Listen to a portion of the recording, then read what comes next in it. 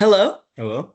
Hi guys, how are you? Good, Hello. how are you? Good. I'm looking forward to this conversation.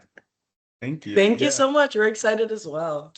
And I know you talked to two of my colleagues at AOA with the two Terrys, so Yes. this is great. Yeah, I love it. Yeah, they were great. We learned a lot, so we're excited for this as well. Yeah, and as you can tell, anytime we can talk about this subject, we will talk about. So, so we're like totally on board and totally excited about it, and excited that you're excited. I mean, thank you very much for your interest in it and all the work that you're putting into it. Yeah, thank you for giving us the time. We were Yep. we were pleasantly surprised to have such like cooperation. Yeah, Yeah. definitely. Good.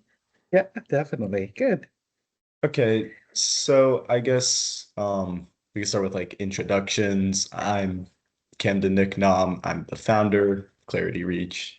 I'm Donya Niknam. I'm his sister. I'm the co-founder, and I'm an Yeah. undergrad right now. Great. Good. Good. And I know part of the agenda was to introduce myself. I'm Curtis Ono. I practice in Seattle, Washington. I'm actually the only board member on the AOA board that actually practices with pediatrics. So I have co-owned the practice with a pediatric ophthalmologist for 16 years, and now we're on our second generation. His son is now in our practice now. Wow. And yeah, so we have a pretty close relationship with all of the pediatric eye care providers up in the Seattle area. Been practicing for over 30 years, and I'm the vice president of the American Optometric Association. Awesome. That's Yeah, amazing. So, if you don't mind, do you yeah. mind if I just quickly like explain what the Okay, foundation yeah, is? definitely. Great. Thank you. Okay. So Clarity Reach is a nonprofit organization I founded with the help of my family. I founded it so parents and children could access information on myopia very easily without needing to pay anything or go through many websites. For one, I know my parents, my friends' parents, they struggled with finding information. So I thought it would be helpful to have a website where people could find it easily. And regarding children, when I was a kid, I grew up with myopia. I thought I had a lot of questions, so I thought it would be nice for children to be able to find out what their illness is, like what it actually does. Yep. And I think that the most effective means of making a difference and communicating is really that peer to peer, whether it be parent to parent who might be in the same situation and sharing the information. I mean, it happens in many other cases other than myopia and eye care. It happens in other cases where, if you can have somebody that you can identify with in your peer group, and of course, peers. So kids to kids and adolescent to adolescent and young adult, those are going to be the most effective ways. When older people start talking with some younger people, it all of a sudden turns into a lecture. It doesn't turn Right. into like this collaborative, collegial information sharing. It turns Mhm. into a lecture. So, I think this is a great means of communication. Yeah, I see a lot of, which frankly I don't think is fair, like distrust for doctors. Yes. So I thought to hopefully raise some sort of credibility to get like a normal person's testimony on their Yes. information to help Wonderful. them. That's great. That's great. Good. I love that. Thank you. So then do you mind if we can get started Oh, with the questions? yeah. Very good. Yes. Thank you. Okay. So as someone who has lived with myopia, I want families to understand that it's more than just needing glasses. What do you wish every parent understood about myopia and long-term eye health? Yes. It's exactly just what you just said. It's just not a eye condition to that people don't see well at distance. It means more than that. And I think that more and more information that comes out and more research that are being done, it really shows that myopia, and especially high levels of myopia, so those are above a -6 and above, Mm. really are correlated with really serious eye diseases. And we're talking about glaucoma. We're talking about different types of retinal diseases, including macular degeneration. We're talking about retinal detachments, for instance, and cataracts. And those are very serious conditions in most of those cases. And it's to make sure that the parents know that there's real data behind it, that it's not just pulling out something from, something as far as a marketing tool or scare Mhm. tactic, that there actually is evidence behind the fact that, again, high levels of nearsightedness really are associated with ocular disease, and we need to take that seriously. Mhm. Yes. So at what age should parents begin discussing myopia and myopia management with their eye doctor? And what are the options available? Yeah, so we're big believers at AOA to have an initial assessment very young. Mhm. And we have programs that kind of stand behind that. And that's that 6 to 12 month old, where we're looking at other than just nearsightedness and et cetera, we're looking at eye tracking and any eye misalignment and lazy eye and that type of thing. But we're also can have predictive values of whether that infant may turn nearsighted. I see. There's trends where if patients are born a little farsighted or not farsighted at all, they probably will become nearsighted.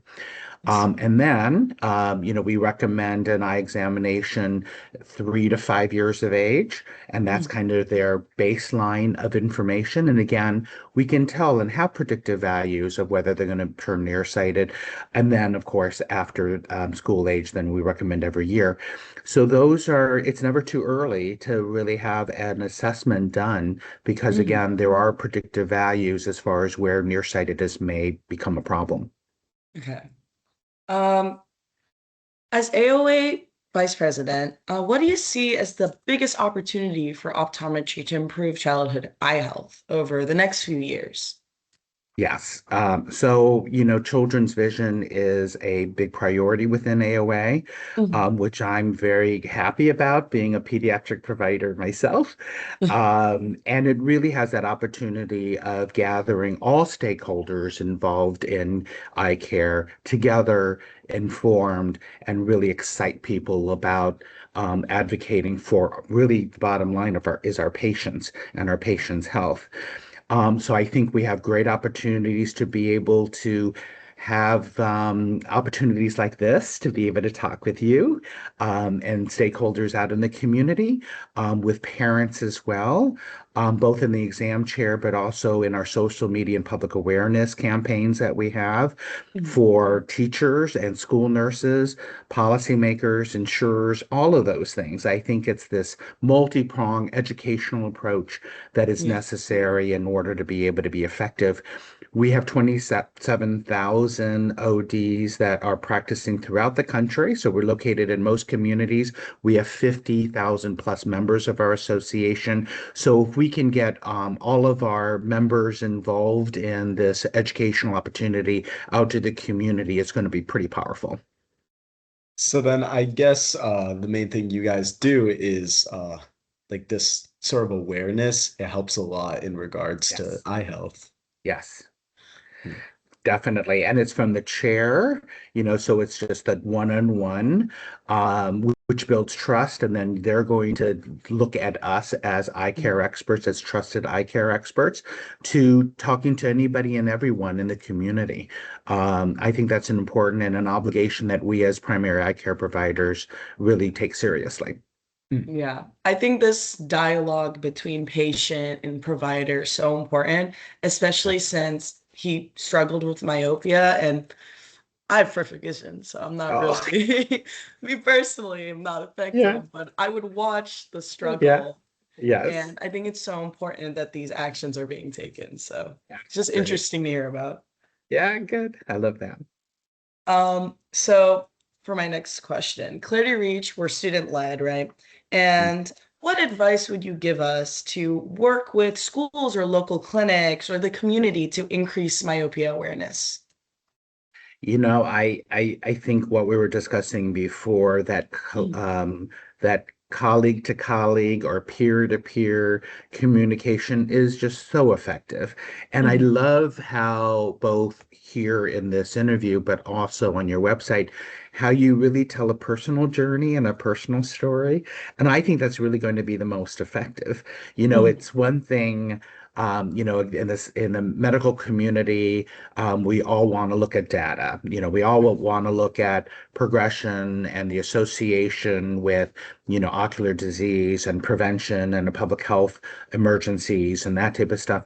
But I think what really is most effective is what you're doing, which is that peer-to-peer education, whether it be on the website or presentations, or just during a school lunch, just talking with somebody who may not be able to see well at distance, but you want to be able to educate them that yes, your vision is probably correctable with glasses or contact lenses, but there is also a health concern behind it as well. I think what you're doing is just going to be the most effective.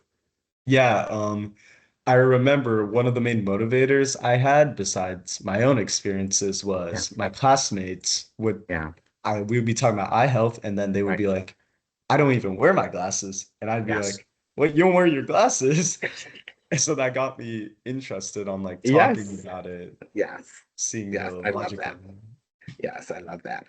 So, for the next question, you've been Yeah. involved in a lot of like children's vision, legislative, grassroots, membership development, Vision USA committee. So, what did those experiences teach you about reaching families who may not know where to start? Yeah. What I've learned is, and also, I guess I'll add in there as a parent too, parents are time starved and they're attention starved, meaning that so much is happening in their lives, right? I Mhm. mean, whether it be with their job or whether it be, an illness or whether it be changing schools and supporting your children for school things. They really are time starved. And I think we need to give parents in particular some grace behind that, that we're not necessarily going to get a response immediately. But if you open the conversation, provide some information and some resources that are available, they may not have time right then and there to be able to look at, but then be able to then open yourself up to having any questions when you're ready. I've learned that through pediatric care, many times the parents are in the room, and many times they're distracted and they're just half listening. But if Yeah. you can provide the basic information and even not even only just give them a piece of paper about it, just email them some links and some information so that they can look at it later, that's going to be the most effective tool. And hey, Mhm. if you have questions now, that's great. But if you don't, if you want to process this and then talk a little bit more, whether it be on Zoom or whether it be on the phone or whether it be coming in for an appointment, we'll Mhm. be able to make that time to be able to do that. Mm. That's great. So how could families and patient advocates help insurance companies and policymakers see myopia management as more than just vision correction, more as Yes. healthcare? Yes, and that's a great question. I think that is happening right now. There's Mhm. discussions between interest groups, not only associations, but also patient interest groups, really pressing insurers about classifying myopia as the disease. Mhm. We are in lockstep with other organizations. The American Medical Association, for instance, put out their statement on myopia that they will want some sort of recognition that it's a public health concern and almost a public health emergency, and that they support the disease classification of myopia. So we were part of, as well as they are. Part of the NASM study. So the Mhm. NASM, which is a National Academy of Science, Engineering, and Medicine, convened an expert group talking about myopia and progressive myopia. And one of the things that they did come up with is encouraging CMS, which in the United States is kind of our ones that develop codes on medical codes for Mhm. insurance billing, to add on myopia as a disease. And I think those are all initial foundations and first steps, but then it's going to also require the individual patient who subscribes to that insurer and employers, even large employers, pressing them and saying, this is a concern, a public health concern. We need to make sure that this is classified medically, as well as insurance coverage on methods to prevent progressive myopia from occurring. Yeah. Yeah, that's really great though. The progress is being made. Yes, yes, Yeah. definitely. And on the topic of it being a public health concern, we actually interviewed a few doctors in China Yes, recently yes, regarding yes, myopia and yes, nearsightedness, and they have a huge crisis as well. yes, It's almost yes, global concern. yes, So I yes, think this classification, the yes, shifting towards the yes. language being a disease is so crucial in taking action against it.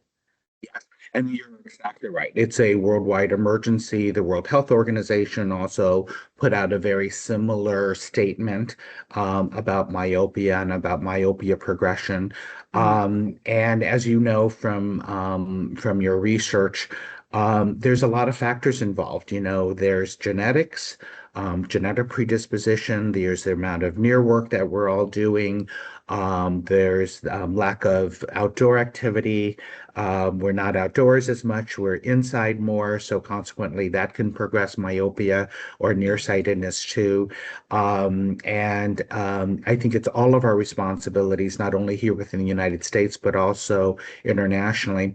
You know, it was interesting when myopia management was first brought up here in the United States. Mhm. And there was a little skepticism, I suppose, about American practitioners, mainly because that all those really strong studies were done in Asia, whether it be Right. China or whether it be in Singapore.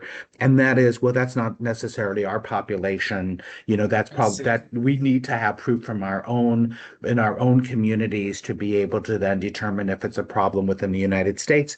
And so Mhm. consequently, there's been studies showing it's a very similar progression. You know, we're not that much different than anybody That's else true. worldwide. You know, I think it shows that and it proves that. And so I think that's really where now people and practitioners are grasping the fact that, you know, it's international, but it's Mhm. also here domestically too. And we really need to take it seriously again. Definitely, I agree. Yeah. Yeah. So for a parent hearing about low-dose atropine, Yeah. MeSight, or other specialty Yes. contact lenses, Yes. for the first time, how Yes. should they compare options without feeling overwhelmed? Yes. I know my Yes. parents were overwhelmed at Yes. first. Yes. Yes. Yes. And I think it's just kind of what I had indicated. Have them have the basic information and access to that basic information first, so they do know some of the options. In my role as their primary eye care practitioner, my role is to facilitate the conversation and any questions that they may have. Mhm. For instance, there may be, you know, in order to be able to be effective with my sight and with the Stellus lens, they Mhm. have to have a minimum amount of wearing time. You know, it should be 10 to 12 Yeah. hours a day, at least 6 hours, 6 days a week. And sometimes with those very, very low prescriptions that we're trying to prevent from increasing, there may be a hesitancy just because it visually doesn't make much of a difference, right? So Right. they may not be a great candidate for eyewear or contact lens wear, but they may be a better candidate for atropine or low dose Mhm. atropine at nighttime. On the other hand, I have quite a few patients, young and old, who are deathly afraid of eye drops. You know, it's Yeah. something Oh, about something in their eye, near their eye. They almost go into this anaphylactic shock, you know, that wow. they have to think about putting anything in their eye or anything near their eye. And so we want to respect that. And they may not be a good Yeah. atropine candidate. They may be a better candidate for, again, the Stellus lens or with the MySight lens. And then also, they may have high amounts of astigmatism, which my sight lenses don't correct for. So, I think it's my job to be able to facilitate the conversation. First of all, do you have any questions? And also take time, because even after that appointment, going over those things, they may need a little bit more time to process the information and then come back. And I always encourage, before you start any program, we want you to be fully informed. We want you to be comfortable, but also know that it's flexible. If you start a program, we can be nimble enough to stop that program and go to another program too. So again, giving them those options, but also that way out, that if it doesn't succeed, we can always change courses. Yes, exactly. Yeah, I kind of saw that firsthand because my Yeah, sister she doesn't need contact lenses. It's just right. some people wear them for fun. And I remember Yeah. the first time she tried putting them in, it Yeah. was she took like So hours doing it. bad. It was See, so yeah. And normally that reflex is good. You want that good protective mechanism, but it's just more frustrating with drops and contact lenses. So yeah, a perfect example. So you mentioned atropine, right? Yes, Families can run into a lot of practical issues, especially when it comes to medications, compounding pharmacies, and state yes, rules. So, yes. what should parents ask their doctor or their pharmacist when it comes to prescribing myopia treatment when it becomes Yes. difficult? Yes. So I think that's a great question. I mean, and it comes down to the fact that there's not any commercially available pre-made diluted atropine out in the market today. Hmm. Everything has to be compounded. Right. So if you're in a rural environment, you may not have the access to a compounding pharmacy that's very close. Hmm.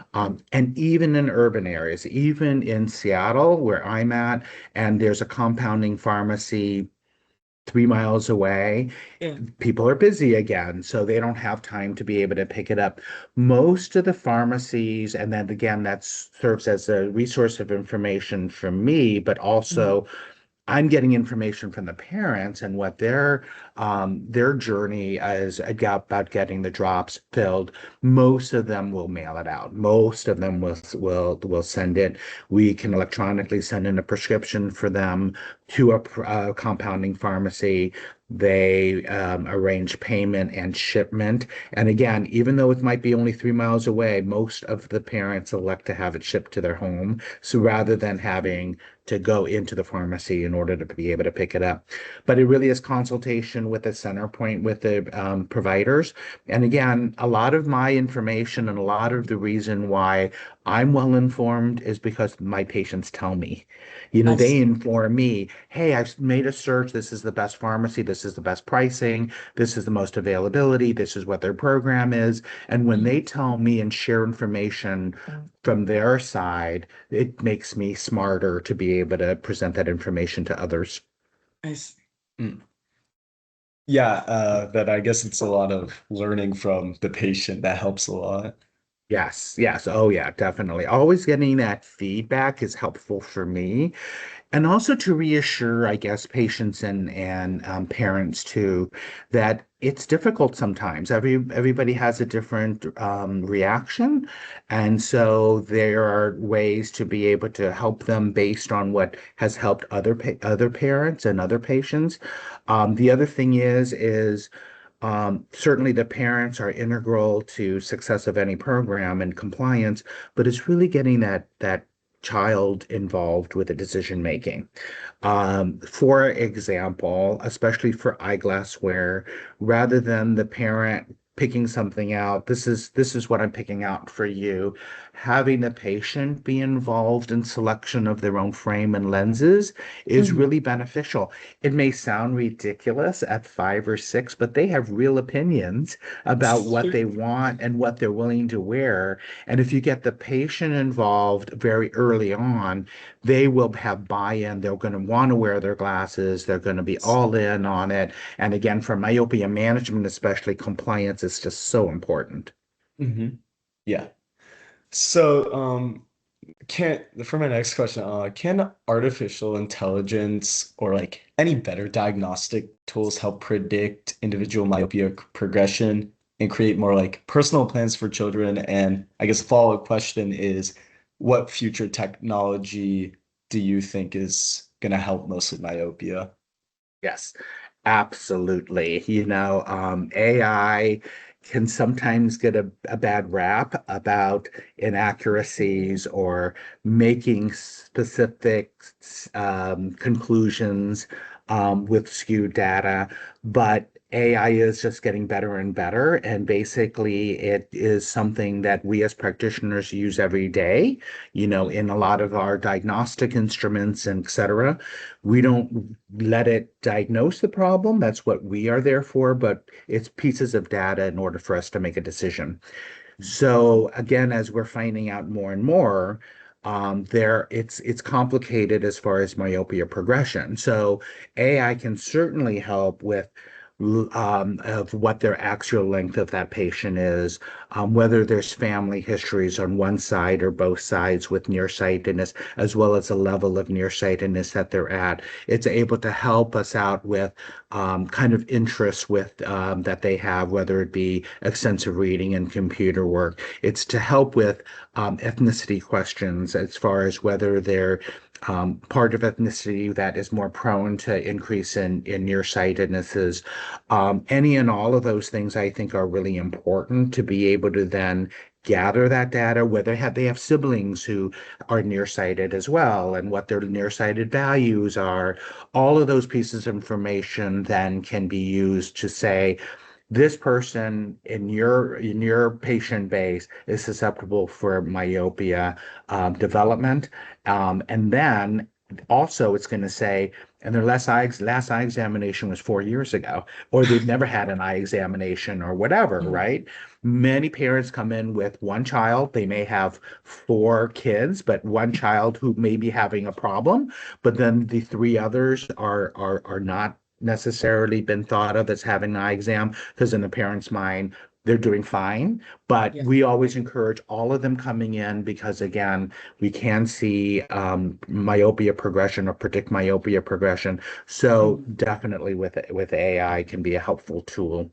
The other thing I think that you had mentioned is new technologies. The etiology and the causes of myopia still being explored. Mhm. And I think that's an exciting avenue in being able to see if there's any biomarkers through our instrumentation to determine who may be susceptible to developing progressive myopia. I think the other thing that's being looked at is how to how to strengthen collagen to prevent the eye from growing. And so there's red light therapy, for instance, that's being investigated. IPLs are being done for wrinkles already. So, there's already an application in the cosmetic area, but it strengthens and tightens the collagen muscle. Can that be used for myopia management? We have already something that is for corneal disease called collagen cross-linking, which is basically, again, fortifying the collagen within the cornea to prevent corneal degradation or warpage. And maybe that can be applied to the eye, hopefully, obviously safely Yeah. in order to prevent the lengthening of the eye too. So it's an exciting time. It's a lot of unknowns, but a lot of knowns and a lot of good scientific data. And I think we're just going to see more and more treatment options in the future. Yeah. Yeah. I think it's really important that you distinguish between AI being used for diagnostics and being used Yes. for compiling information, Yeah. because a lot of Yeah. people get those confused. Yeah, definitely, definitely. And I think that consequently, that's where a little bit of the fear comes in. And we're Yeah. not only talking about the individual patients, but also from the provider or the medical community as well. But Mhm. again, we have to be reminded that we use this as a tool of information to be able to serve your patients, not a substitute for yourself. So I think that's Yes. an important thing to emphasize. Yeah. You mentioned a lot about collagen and the Yes. research being done. And as Yes. someone studying neuroscience and Mhm. researching right Yes. now, it's so interesting to hear that there's new technologies developing. So I'm Yes. interested to see Yes. where this goes. Well, and I think that was the exciting part about the NASM panel is that it Mm, didn't only include eye care providers, it also included neurology and it also included cell biologists because wow. again, there's a lot of unknowns about the exact etiology and causes. Yeah. So it was more than just the providers, it was also people at the molecular level and at the neurological level that I think all kind of weighed in on this on this subject. Mm. So cool. Yeah. Um, for my next question, what is the biggest misconceptions policymakers or insurance companies or even healthcare leaders might have about childhood myopia? Yeah, it's just what you just said. I mean, and what we were kind of underlying and th a thread throughout out our conversation that it's just a vision problem and not a medical problem. I mean, you can say that over and over again, and that is where they see people with glasses and oh, the problem is corrected, is what they will many times say. Well, the vision's corrected at the moment with those lenses that you're providing but the actual condition is not corrected, right? And how increasing nearsightedness is increasing at a pandemic level. I mean, they will predict by 2050, 50% of the population is going to be nearsighted. You look Wow. back 40, 50 years ago, that statistic was in the 20s. It was 24 or Wow. 23%. So there's a clear trend towards increasing myopia and not only becoming nearsighted, but those high levels of nearsightedness and Mm, it's really connecting the dots for them via conversation or data, how whatever resonates with them, that it's an ocular disease and there are the sight-threatening processes that can go on with high levels of nearsightedness, especially around the retina and especially around yeah. glaucoma, those are really serious conditions. Yeah. Yeah, yeah, I think that's just very important that to recognize the misconception, to know what you're sort of working against. Yes, yes, yes. And it's not that we want this, but conversations go easier when there's been unfortunately adverse outcomes with parents or and their family members, Mm, particularly around high levels of nearsightedness and retinal detachments, and they're permanently vision impaired because of it, or yeah. glaucoma again, or any of the other serious conditions, and they get it right away, right? And Right. then I think one of the best things to do is they are they become advocates, right?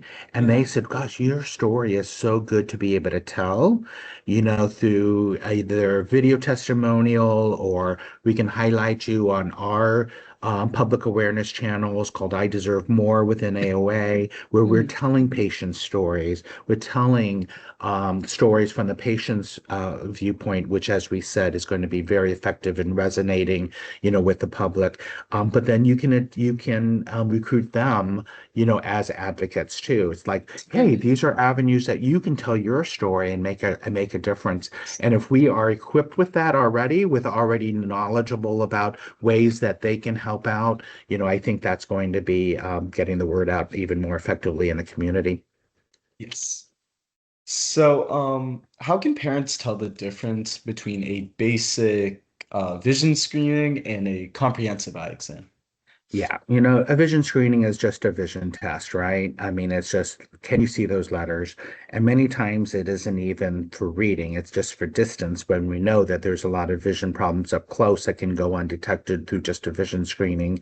A vision screening, and many times there's a precursor to a comprehensive eye examination, but we Yes. even say patients can pass a vision screening with flying colors and have 20/20 distance vision, but still they should have a comprehensive eye examination to determine if there's any near problems, if there's any eye teaming problems, if there's any tracking problems, if there's any disease process going on, any and all of those things. I think that screening sometimes gives the parent and the child a false sense of assurance that everything is okay if they pass. But that should be just telling what the vision is and not a substitute for the comprehensive eye examination. And you probably heard too that people can have a vision screening, fail, but only 1 out of 5 of them actually have an eye examination. The Right. majority of them in many communities don't have an eye examination. And it's again, parents are time starved, right? And they will say, well, the vision's not that bad. They can seem to see everything that I can see. I'm not going to do that. Or I don't know if my insurance will cover it, or who do I go to, or whatever. And so, AOA is working through a project called See It Through that really is trying to see what's going to be an effective means of if that child does fail a vision screening, how can they then translate into getting care? Because the majority of them aren't doing that. Is it patient education? Is it parent education? Is it parent teacher education? What are ways in order for us to do that? And we're embarking on a pilot study in Georgia to be able to glean more information on what's going to be effective in that and closing that loophole. Yes, that's awesome. I think like that advocacy is so important. And I appreciate you guys taking in the social factors that a lot of Yes. providers seem to neglect. Yes. A lot of Yes. parents just don't have time. Insurance Oh, is an important thing to no. consider. Exactly. So I Exactly. appreciate the program that's you guys are putting Yes. into place. Yes, we're realists too. Yeah. We need to find ways that are going to resonate because, the 1 out of 5 statistic has been that way for a long time, and we need to change that. We need to make a difference for them. Yes. Yes. So then, for the closing question, I ask this in most interviews because I think it's Yeah, important to get different people's perspective on yeah, this, yeah. see what they think you should do. What is one uh practical action parents can take this month to protect their child's vision and learn more about myopia? Say they just saw this interview or they just learned about it. Yes. It's having them have an eye exam. I think the earlier they're better. And, parents will many times be upset with themselves when we say, your child has a lazy eye and, hopefully we catch it as early as possible, but, we can't. And then they feel guilty, right? Yeah. And you want to give them grace, but also you need to have an action plan on what to do immediately. And again, the best news that we have is when the child comes in and they have great vision, right? They have good color vision, they have good binocularity, their eye is teaming, they don't need glasses. That's what we want to see, and we want to deliver that news. But at the same time, there are other unfortunate cases where we caught say there's something too late, or we wish we would have caught it earlier. And don't we want that assurance that everything is okay? I mean, then Yeah. at least we know that we did our due diligence. We don't want to be that parent who feels really bad and guilty that they should have done this 5 years ago. So make an appointment to see your eye care provider, have them have a comprehensive eye examination. And again, we hope that all the results are normal, but we want to make sure that we do our due diligence in that area.